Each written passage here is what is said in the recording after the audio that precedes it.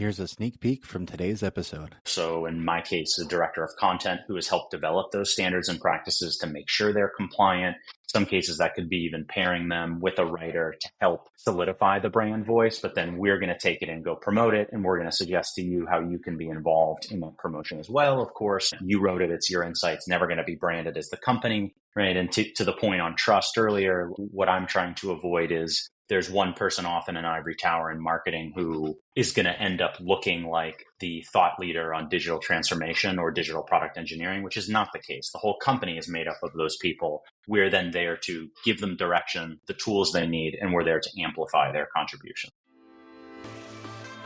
Welcome to the Content Amplified podcast, brought to you by Masset. Our goal is to help you get more from your marketing content. Each episode is a 10 to 15 minute interview with industry experts that share amazing insights to help you squeeze as much juice from your content as you possibly can. Here's today's interview. Welcome back to another episode of Content Amplified. Today I'm joined by David. David, welcome to the show. Thanks for having me. You bet. David, I'm excited for the discussion. It's going to be a fun one. But before we dive in, let's get to know you a little bit. What's your background? What do you love about content and marketing? We'd just love to get to know you a little bit before we dive in. Yeah, sure. So my name's David Fitzpatrick, and the Vice President of Marketing at a company called Modus Create. We're a IT services and consulting firm, specializes in digital product engineering. I got started in the very early days of small startup agencies when big brands needed to outsource social media management to, in my case, early millennials who were at the bleeding edge of smart people who understood social media and could try to bring that to the masses to make a little bit of a one-on-one brand connection. And that evolved into a number of different roles in digital and creative agencies, both national conglomerates and ones based in and around the Washington, D.C. area. My role at Modus, I've been here for 6 years, and this is my first brand side experience. I was our first dedicated marketing hire and have been building the team from the ground up. Like I said, we're a services business. We spun out of open source software into broader consulting services across the software development lifecycle. So content has always been a cornerstone of our go-to-market. Right? When you're buying consulting services, it's ultimately a game of trust, right? So how do you demonstrate that trust? Well, you can do so by demonstrating that you have a mix of strategic and tactical knowledge through something like content. This is very relevant conversation. I love it. So the focus for today is really around subject matter experts. And the way we engage with subject matter experts is so different from business to business. And I think everyone's figuring out what's the right way or the wrong way. We're going to really focus on how to get them, the SMEs, the subject matter experts, to create the content and then promote them as the experts of your business and of that content. So really, first and foremost, David, why this philosophy? Why have them write the content and then promote those subject matter experts in behalf of the business? The one word that would immediately jump to the front of my brain is authenticity, right? I've tried to frame a little bit of a simplified marketing funnel for the activities that we do against attention, recall, and trust. The first two being very squarely in the realm of marketing, and we have strong influence on trust. But I think in the services business, where our previous work and the people who are doing that work, understanding both the strategic implications and the tactical execution of that product development roadmap they're shaping, of that front-end application they're building, it's hugely important.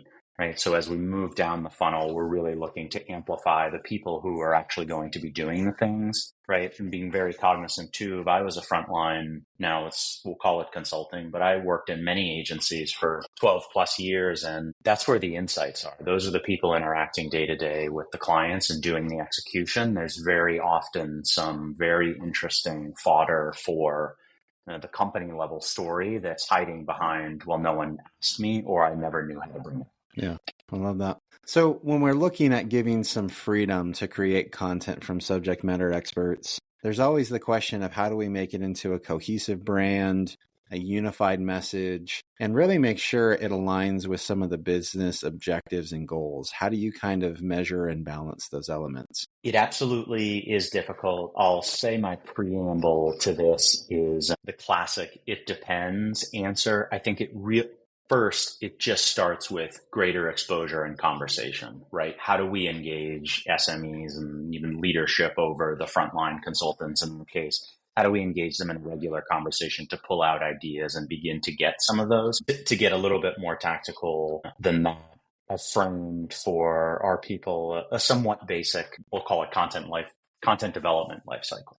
The first stage and the last stage, I think, are where marketing can play. That first stage being, does this align to what we want to be talking about? Or are we talking about making a better toaster or something that's totally not aligned? Or is it full of curse words or, whatever that doesn't align to our overall? But is this aligned to our audience, what they care about, where our company wants to go?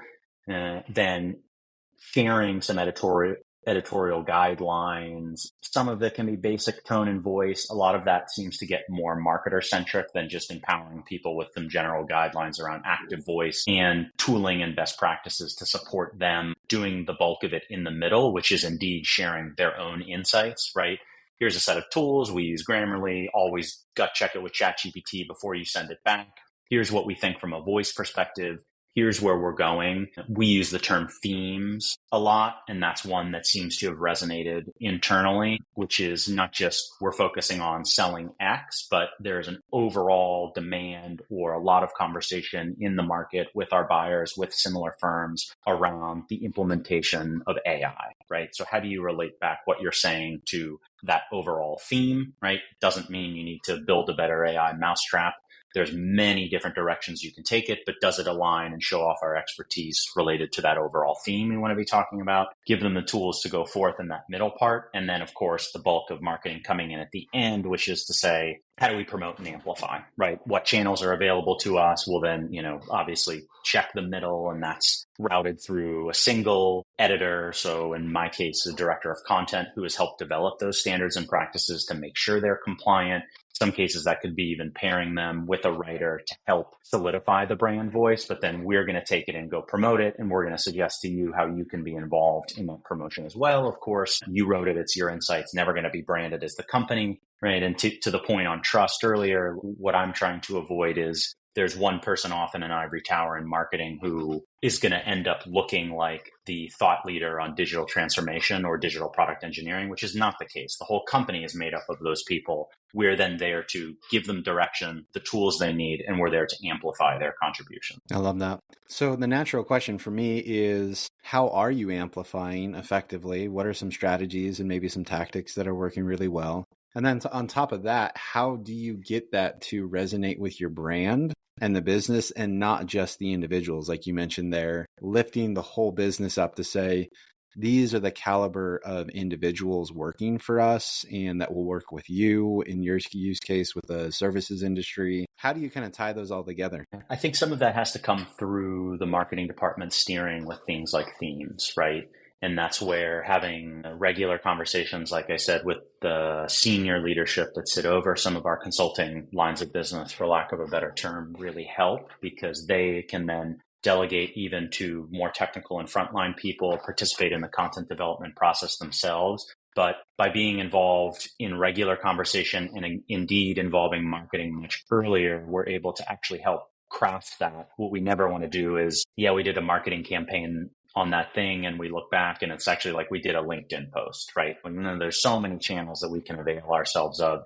And even if we're not delivering it, we can help polish the stuff or we can recommend what that is. And to your point on distribution, a lot of times, what resonates for a firm of our size is where are we getting up and speaking, right? Where are we actually getting in front of the communities of other practitioners or other buyers? And that's something you can't fake. It can't be David up there talking about how we implemented a new overhaul to the CI/CD framework, because we've already tested my limits of knowing, what those words mean in their application in the software development lifecycle. But the people who can go much deeper, we presented them with, hey, here's what we think is like the playbook that we can run. We need you to be involved, and there's some SLAs on how you can, when you should turn things around and what we need to help you. But we're here to facilitate you doing these things. And that's what makes a campaign, right? The landing page accompanies the content coming from the SMEs is the same topic as being brought to a few selected conferences. Hopefully that person is then evangelizing the same thing on their own profiles to add further authenticity and get in front of their networks, not just the company's networks, and to extend our reach further.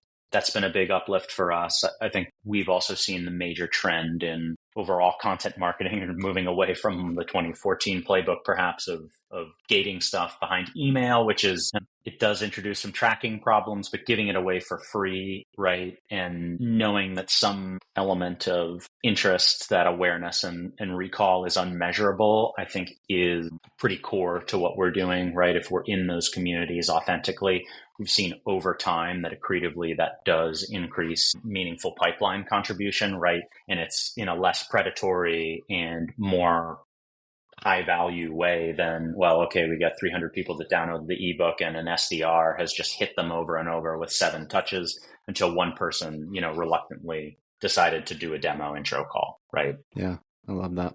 So one of the questions that naturally comes to my mind is around what percentages of your content are coming from subject matter experts as opposed to business written or produced content? And then along with that, how do you ensure there's enough of the subject matter expert content? How do you kind of put a fire underneath some of these people if they're, less willing to produce content, so you kind of hit the numbers and the quantity that you're looking for? I would estimate probably 70% of our stuff comes from the people themselves, and that is across, we have an open source program office that does highly technical content and open source contributions. That is who's authoring things on our blog. That is the executive comms stuff that we support, right? Where our C-suite have their own insights and publish those out into the market that are aligned with the direction we're going, the firm we're building, macro trends, right? Those are to some degree facilitated by marketing, but all not coming from like a person called Modus Create on LinkedIn, right? We are amplifying a person's, indeed a real person's connection. I think in terms of maintaining the drumbeat, I do not think any firm has cracked the code on that, and it is an ever moving target for us. I think what has helped, my organization is lucky in that we have people, given the roots of the company, that still carry through with the co-founder and CEO who's still involved. Folks want to contribute. And that's where I think the guidelines, we did something that seems quite easy, but we have a submission portal. Hey, you have a content idea? In what medium is it? What's the thing about? Is it sourced from a client? Do you think it's critical? Is it relevant for other people? Where'd you get the idea?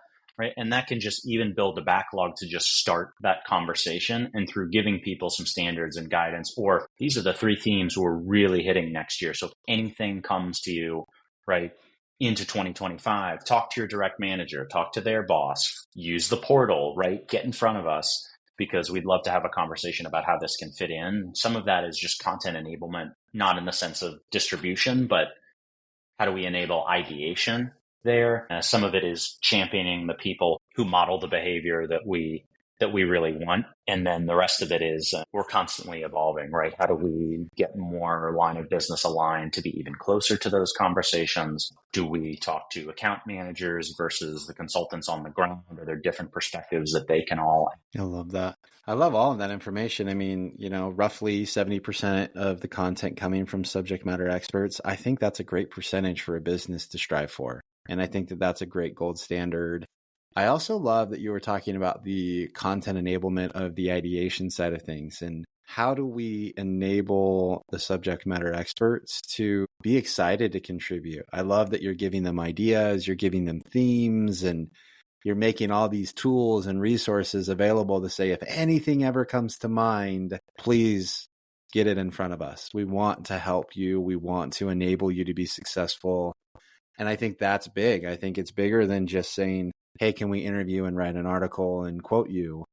It really is this fundamental, almost this cultural expectation of, let's get your name out there. Let's really promote you, and we're here to help. So I really love that philosophy. I think that's great. Yeah. And I think, we talk about in the marketing agency sense, you talk about briefs a lot, right? You're going to do a Super Bowl ad, you send a brief out to Ogilvy or whatever. We actually found with some of our more technical teams that paint by numbers approach actually really helped to say, almost the same questions I was outlining in the portal. What is it? Is it relevant for more clients than the one that you did? Basically, what is the tech stack? Like, without technical jargon, what did the thing do? How did this help move the business? Right? And answering all of those questions then helps my team prioritize. This is like, well, you told me, you named the elements of the tech stack that you use to build this infrastructure platform. But what you didn't tell me without the brief was that it's now supporting a $100 million line of business within a year. I bet there's a lot of businesses that care about that second thing. And that just widens the aperture for the use case for the story that allows us to more effectively tell it. I think the other thing, which is actually somewhat tactical, but people kind of love to understand the fruits of their efforts, is a basic campaign plan.